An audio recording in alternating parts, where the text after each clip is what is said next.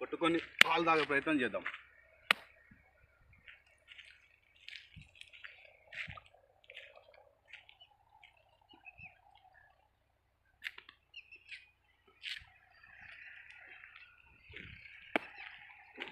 పాలైతే తాగాను.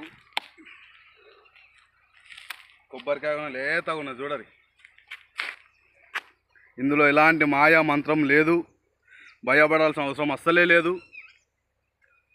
ఎందుకంటే మన పేద ప్రజలే ఇటువంటి మూఢనమ్మకాలకి బానిసలై బ్రతుకుతుంటారు.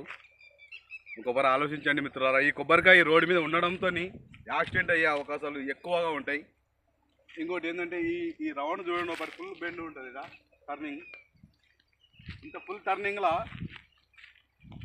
ఏమాత్రం బండికి ఈ కొబ్బరికాయ తగిలింది అనుకో, కింద పడి దెబ్బలు తగిలి అవసరమైతే ప్రాణాలు కోల్పోయే అవకాశాలు కూడా ఎక్కువగా ఉంటాయి. ఈ చిన్న చిన్న పల్లెటూళ్ళలో ఏం జరుగుతుందంటే తాగేసి వస్తుంటారు, ఎక్కువ శాతం తాగేసి వస్తుంటారు. అలాంటి క్రమంలో కింద పడి దెబ్బలు తగిలి కాలు చేతులు ఇరగొట్టుకొని జరుగుతుంటాయి.